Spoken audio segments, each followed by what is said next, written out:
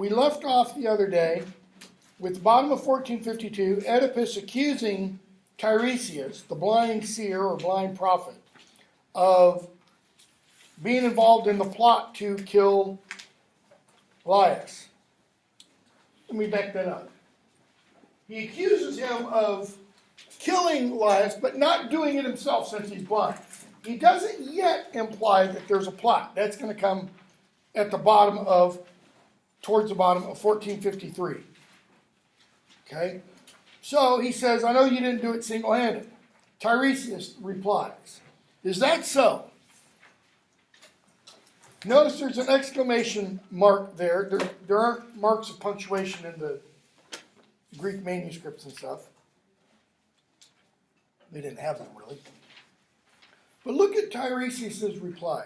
He replies with kind of the same kind of anger that Oedipus uses in making the charge. So, I charge you then, submit to that decree you just laid down. What's the decree? All the stuff that Oedipus said should fall down upon the person who murdered Laius, etc. From this day onward, speak to no one, not these citizens, not myself. You are the curse, the corruption of the land. So, you're the problem. You think you can get away with this? Already have. Truth with all its power lives within me. How? How does the truth with all its power live in him? Okay? He's a prophet.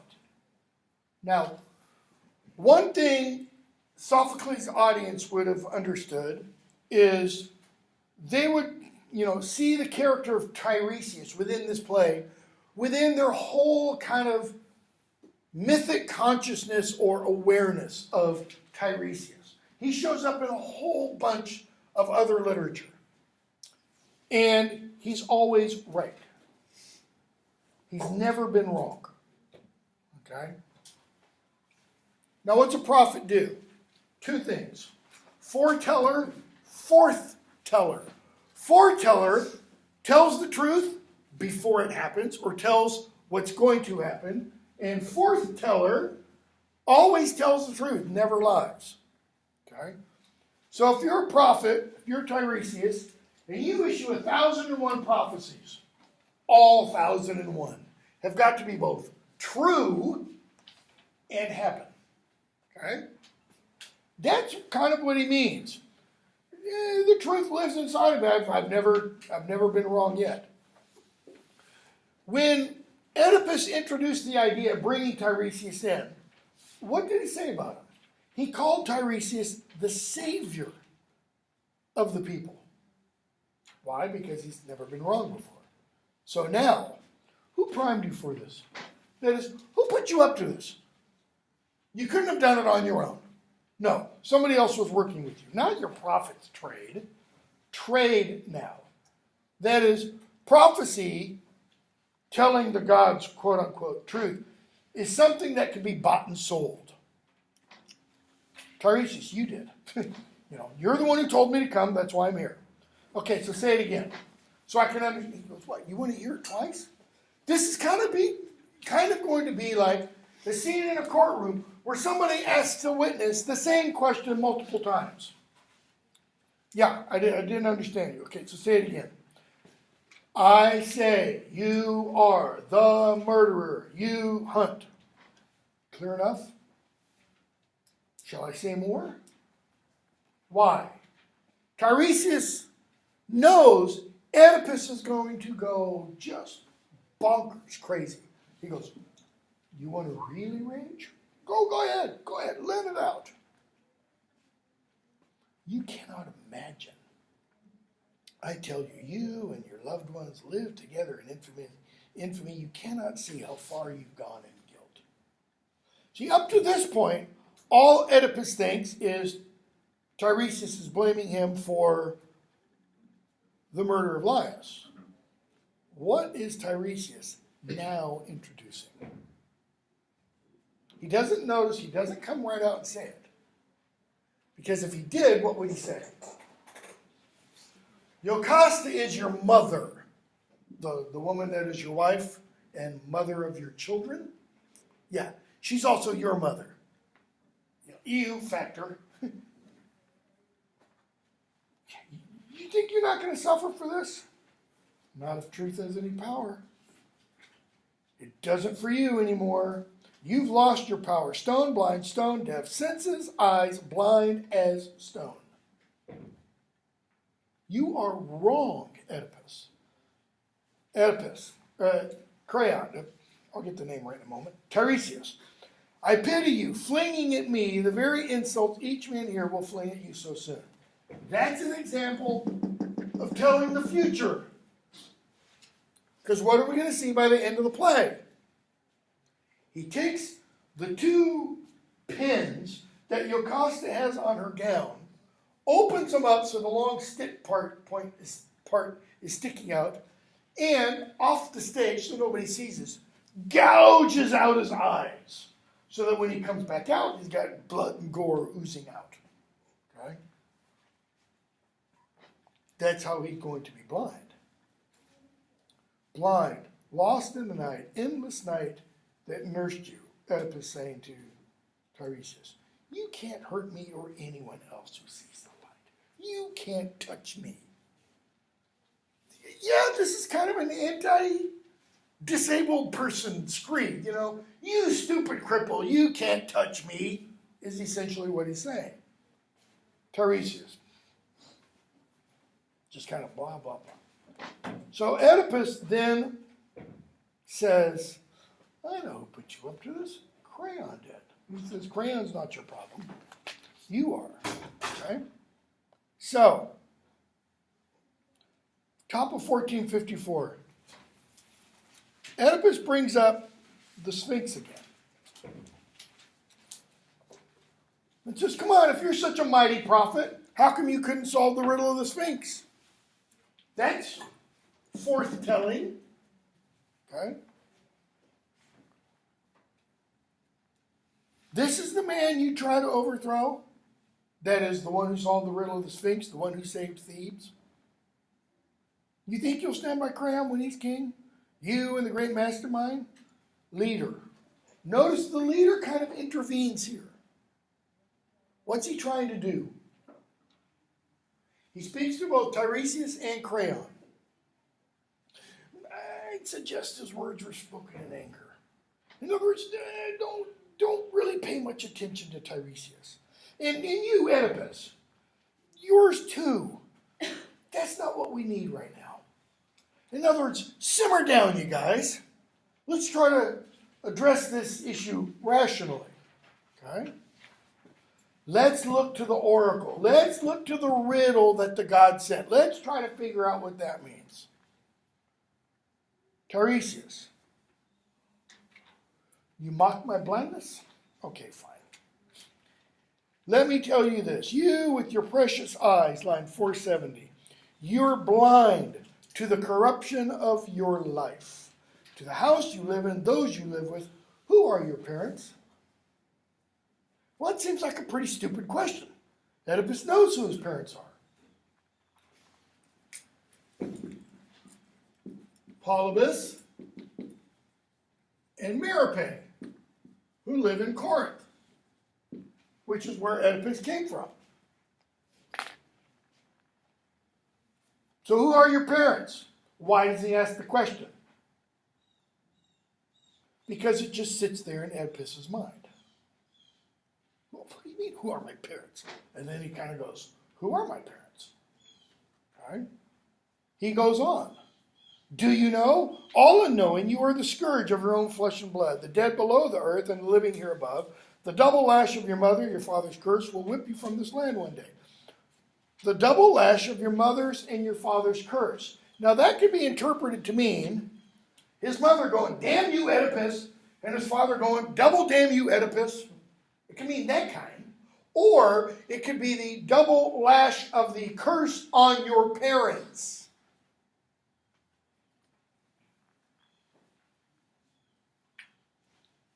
Will whip you from this land one day, their footfall treading you down in terror. Darkness shrouding your eyes that now can see the light. Notice the theme, darkness and light, seeing and blindness. Okay? He says, soon, soon you'll scream aloud. What haven won't reverberate? Meaning, You'll be leaving here and you'll be going out trying to find haven somewhere, and nobody's going to let you in. Okay? He says, there. Now I've said enough. Get out of here. I wouldn't have come if you hadn't called me. 492 or so. If I thought you blurted out such absurdities, you'd have died waiting before I had you summoned. Tiresias, absurd? That is, you're saying that the truth-telling I'm doing is absurd? Okay. To you, not to your parents. The ones who bore you found me sane enough. Who does Oedipus think that means? Polybus and Merope. Who does Tiresias really mean?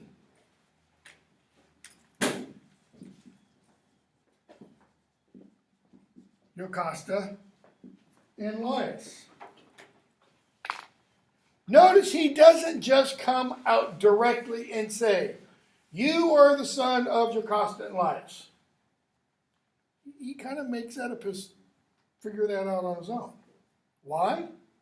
Because if he came right out and admitted it, if he came right out and said that, there would not be any quote-unquote recognition.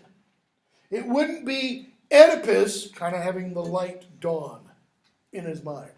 And that, according to Aristotle, has to happen. The tragic hero has to recognize. Oops. Okay? Can't be told. So, parents, who is my father? This day will bring both your birth and your destruction. That is, today you will find out who you were actually born to. Riddles, you know. So, Tiresias says, I'm leaving. Take me out, boy. Oedipus, yeah, get him out of here. And he starts to go, say that towards the entrance to the palace. He starts to walk towards the entrance to the palace. And Tiresias just lets fly. I'll go once I've said what I came here to say. I'll never shrink from the anger in your eyes. You can't destroy me. Listen to me closely. Parting words here. The man you've sought so long, proclaiming, cursing up and down, the murderer of lies, he's here. A stranger, you may think, who lives among you, he soon will be revealed a native Theban. That is, this guy isn't a foreigner. He's native to Thebes. He was born in Thebes. But he will take no joy in the revelation. Blind, who now has eyes. Beggar, who now is rich. He will grope his way toward a foreign soil, a stick tapping before him step by step. That's all prophecy. He who now has eyes will be blind. He who is now rich, why? He's the king, will be a beggar. And he will leave here with his stick.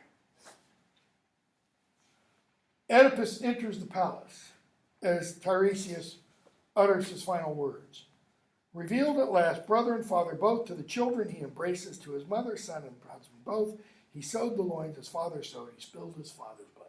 Now bear in mind, the audience already knows the whole history of Oedipus and his family. So when they hear this, they're kind of going, yeah, this is going to be really good when he, has his awakening. Okay? So, Tiresias has told the audience, Oedipus is going to have a hard time with this. So the chorus comes out. Who is the man the voice of God denounces? That is, who is the one that the oracle denounces how? As the one who will kill his father, marry his mother, and bring an unholy brood to light, 550. Tiresias scans the birds, shatters me with terror. I can't accept him, can't deny him. Can't accept him, why? Oedipus can't be the killer and that other stuff. But I also can't deny him. Why? He's always been right. Crayon comes out.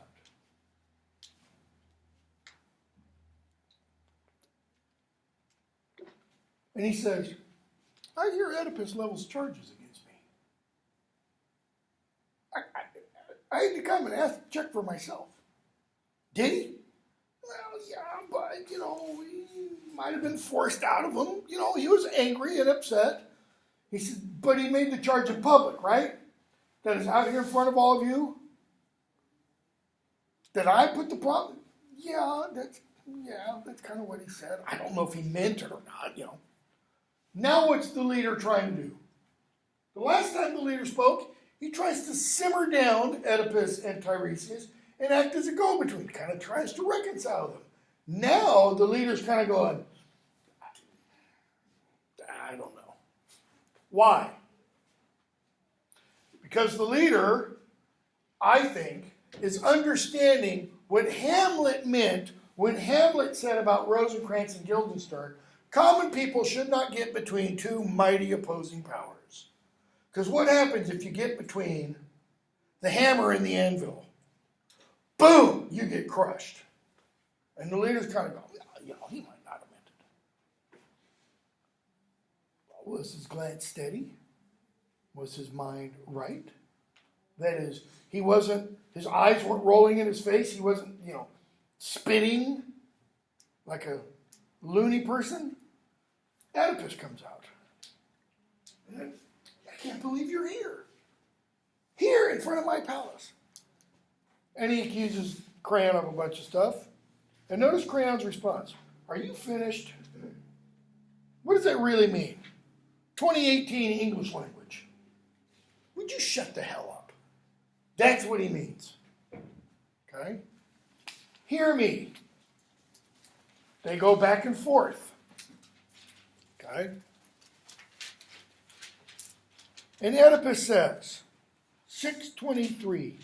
How long is it since Laius? Creon's like, Laius? Why are you talking about Laius? Vanished. Oedipus finishes the speech. Swept from sight, murdered in his tracks. That was a long time ago. So, and a long time ago, was the prophet still at his, skilled as he is today. He was as right then as he is today. Did he ever refer to me then? Did Tiresias ever say anything about Oedipus when Laius went missing? No. And you investigated murder? Uh-huh. Didn't discover anything. But he never accused me then. I don't know. And when I don't know, I keep quiet. Notice the implication. You don't know, and what have you done? Leveled accusations, public accusations, against two, quote-unquote, respected members of society. The prophet and the queen's brother. You do know this, and you'd tell it too if you had a shred of deep. What? What do I know? If I know, I won't hold back. That the two of you conspired. You'll never convict me. And Creon kind of takes a different tack. He's like, Oedipus, shut up. You're married to my sister, right? Now, what kind of question is that? Is that an opinion question or a fact question? It's a question of fact. Are you or are you not married to my sister? It's a simple yes, no. A genuine discovery. There's no denying that. Okay. And you rule the land with her, right? That's a yes, no. She receives from me whatever she desires. And I'm the third, right? We're all equals. Now, does he mean equals? I have equal rule with you? No. But we're treated as equals by the people. That's what he means. Oedipus, yes, and it's there that you show your stripes. And what he means is you are an ungrateful person. I give you all of this, not power, but what? What often comes with power? Responsibility. Does Creon have any responsibilities? Look at what he says. Next big long speech. No. He doesn't have any responsibility. responsibilities. But he gets what that often goes along with power? The perks. Let's use a modern example. Let's say you have Trump. Let's say Melania is Trump's wife and mother, actually. And then let's say Melania had a brother. She does have brothers. I don't know any of their names. And the brother, no, let's use this example. This works even better. President Obama had Michelle Obama. Guess who else lived in the White House with President and Michelle Obama other than their two daughters? Her mother. Okay? Her mother. What is Crayon saying? I get to be like Michelle Obama's mother. Meaning, with the analogy doesn't work perfectly because she didn't have exactly what Crayon's here. With all the perks that entails. Well, what are the perks of being president? That is, what are the pleasures of being president that none of us have? I'm assuming here. I know I don't. So I'm assuming you don't either. I don't have a big old 757 that has Air Force One on it. I don't have a Huey helicopter that has Marine One on it. Okay? I don't live in a big White House. I do live in a big house, but it's not the White House. I don't have servants who answer my beck and call. Those are all perks of the office, right? Okay? So what are the responsibilities of the office of president? You got to deal with Congress. You got to deal with the media. You got to deal with the Supreme Court. You got to deal with foreign heads of state. You got to deal with trade deals, all that kind of stuff. Does Crayon have to deal with any of that? No. He says, I get the big airplane. I get to live in the palace. I get all the perks of power and none of the headaches. Okay? Why would I want your job? Why would I want the headaches of being king when I have everything that goes with being king already? He says, so, 676. You want proof? Go to Delphi yourself. Don't send me. Don't send Tiresias. Go yourself. Examine the oracle. See if I've reported the message word for word. Okay? And if you think I have plotted with Tiresias, execute me. If you go there and the oracle tells you something other than what I told you, kill me. Now, would somebody who knows that he has said something that differs from what the oracle will say, would that person say that? No. Good advice, my lord. Notice the leader's kind of like, well, you can't argue with that logic. Those who jump to conclusions may be wrong, because what are you literally doing when you're jumping to a conclusion? You're not going through all the steps, right? It's like a long mathematical problem. My wife's always telling, like my son in calculus, you got to show all your work, because what if you don't? I don't mean show to your teacher. I mean, if you're working it out on paper, you got to work out all the steps. Because usually if you find out you're wrong, it's where you've skipped a step. Okay? Oedipus. When my enemy moves against me quickly, plots in secret, I must react quickly. In other words, jumping to conclusions are justified. Jumping to conclusions are always wrong. Throughout literary history, at least, whenever somebody jumps to a conclusion, that conclusion is always false. Okay? So, Crayon, what do you want? You want me banished? No, I want you dead. Wow, that's a little extreme, but okay. So they keep talking. And Jocasta comes out. And notice how Jocasta addresses her husband and her brother. Have you no sense? Shouting in public. And then she talks to Oedipus. Into the palace, now! Like a mother to her son. Not to her grown adult son, but to her little son. John, inside, now! Crayon, go home. It's your husband. He wants to. Okay. So they keep talking. And let's see here. Skip to the bottom of 1461. She's like, Oedipus. She pulls him away from the chorus so they can't hear. It's like, Oedipus, for the love of God, what is it?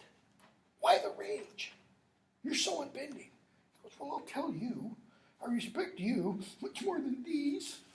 Again, he's talking like a little boy. Wiping his nose. I respect you. Not Crayon's to blame. Crayon. How? He says I murdered Laius. How does he know? In other words, what's his proof? Some secret knowledge. Did Crayon say Oedipus murdered Laius? No, he didn't.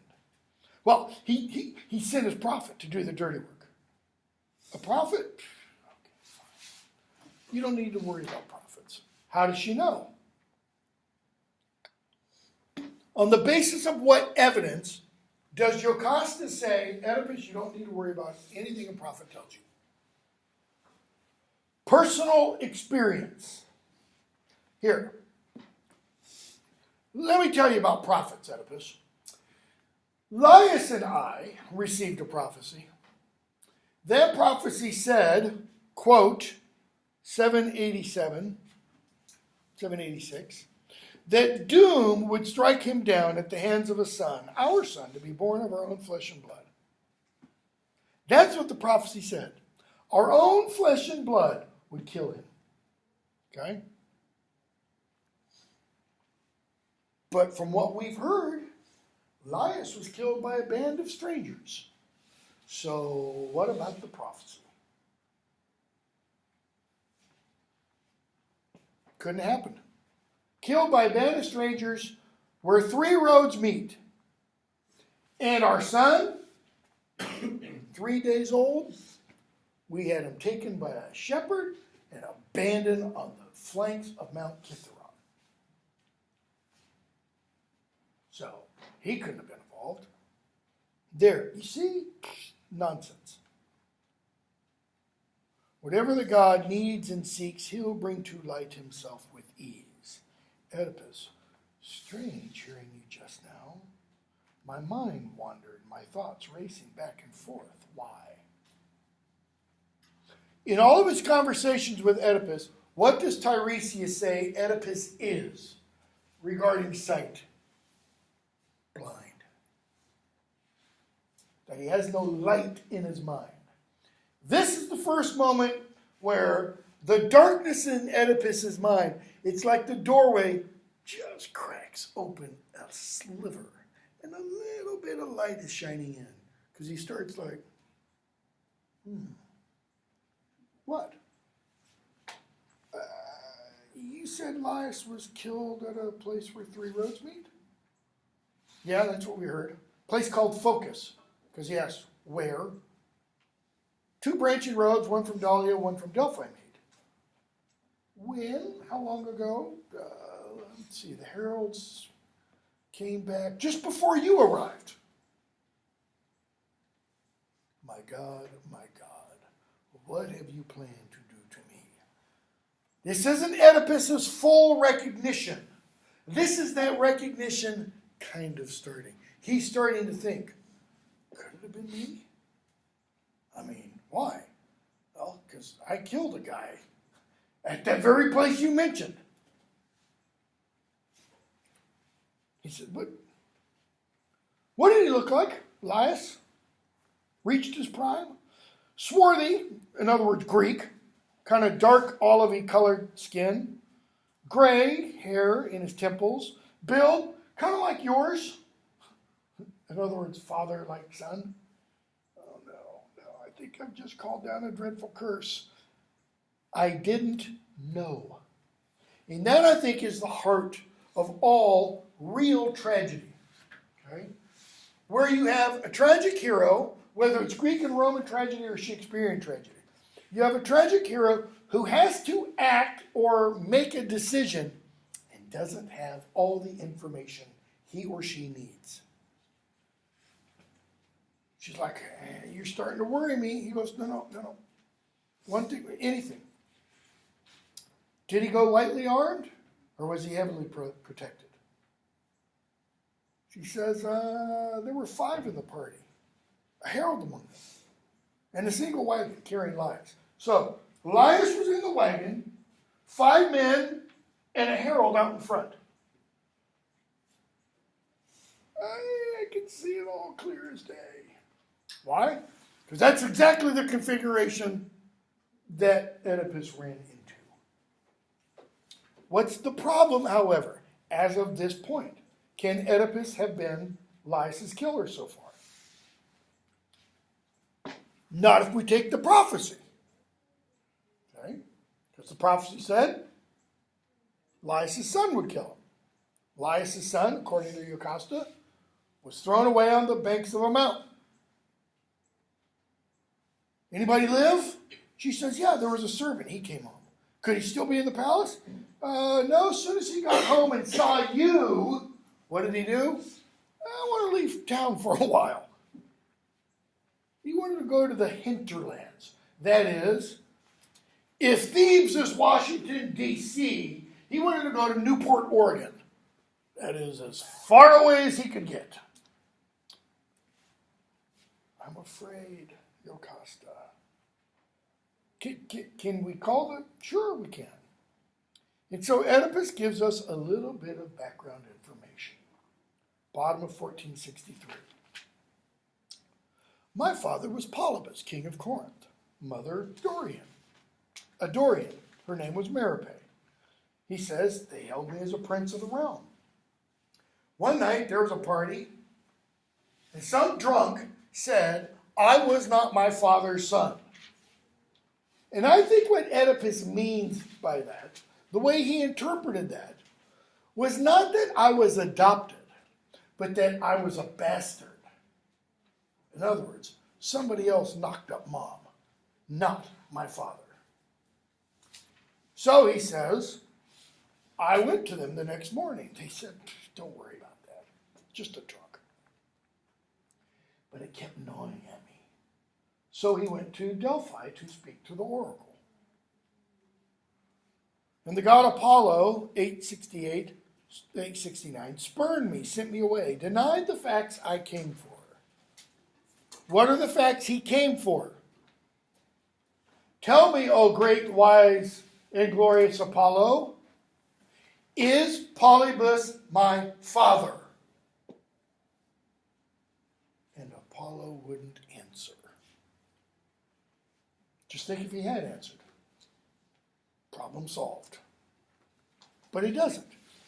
What does Apollo say? You are fated to couple with your mother. You will bring a breed of children into the light no man can bear to see. You will kill your father, the one who gave you life. So, his children, assuming the prophecy is fulfilled, will be what? His sons and daughters will be his half-brothers and half-sisters.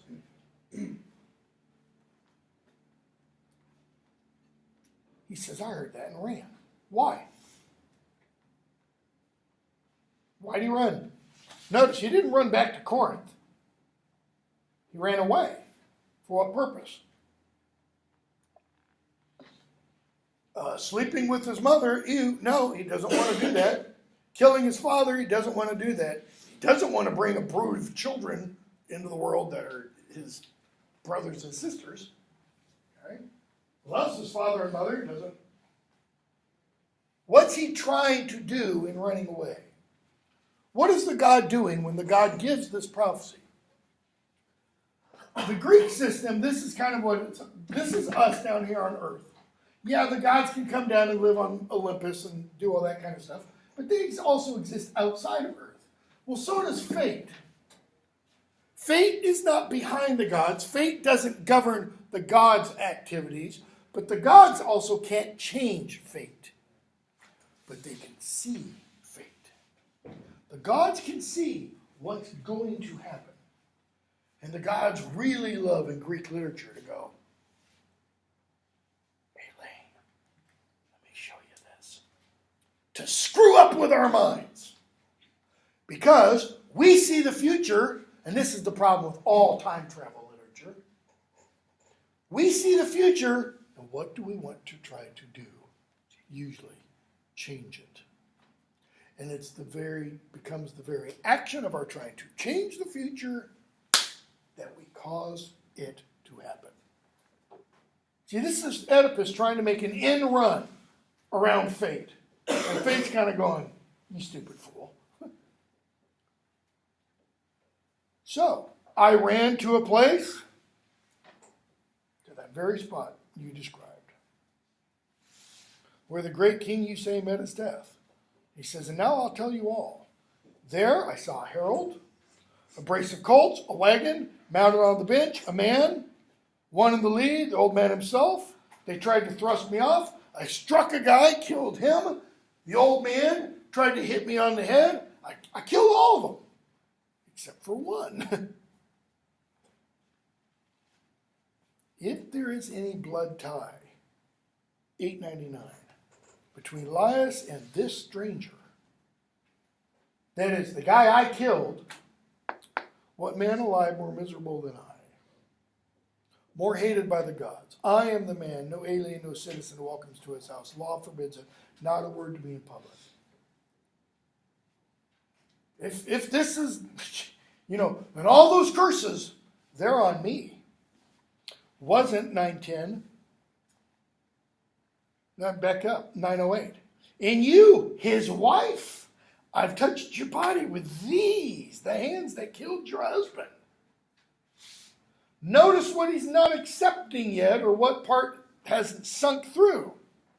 And you're my mother. Wasn't I born for torment? Look me in the eyes. I am abomination heart. I must be exiled. Even in exile, never see my parents. He still thinks Polybus and Merope are his parents. Okay? So the leader, man, you really fill our hearts with fear and such. But hold off. Wait, question the witness, the shepherd. He says, that's what I'm looking for. He's crucial. She says, and if he appears, what then? Well, if it turns out his story matches yours, then I'm safe. How so? You said thieves killed Laius. If the messenger comes back, or the shepherd comes back, and he says, thieves killed Laius, couldn't have been me, because I was by myself. She said, don't worry about it. Remember, the prophecy said, Apollo was explicit, 943, my son was doomed to kill my husband. My son, poor defenseless thing, he never had a chance to kill his father. They destroyed him first. What's the problem with her logic? Did she see her son destroyed? Nope. Did she destroy her son herself? Put yourself in Laius and Yocasta's shoes. She's pregnant, and the God says, the thing in your belly is going to kill you, her husband, and is going to grow up and sleep with you and have children by you. Let's assume for the moment you don't want that to happen. What are some options you have? They had the same options in ancient Greece. They knew how to perform abortions. I don't know about you, and I'm not a supporter of abortion. That would be my first go-to remedy. And if I didn't want to do that, then what's the very next thing? The moment that child pops out, throttle them. What do? 3 days. The child lives for 3 days. Then they send it away. Okay? So you ever want anything done right? Do it yourself. So, she says, I'll send for the messenger, or the shepherd. The chorus, destiny, Yocasta comes out. She speaks to the chorus. She says, this has really got us all riled up. And the messenger comes in. What messenger? Not the shepherd they've been looking for. This is a messenger from Corinth. What news is the messenger bringing? Polybus is dead. Wait, say that again? Polybus, dead? Yep. If I'm not telling the truth, strike me dead too. Go get Oedipus. Why? What was the prophecy Oedipus received? You are fated to kill your father. Well, Oedipus has been here. Polybus is dead. He couldn't have killed his father, therefore he doesn't need to worry about it. Okay?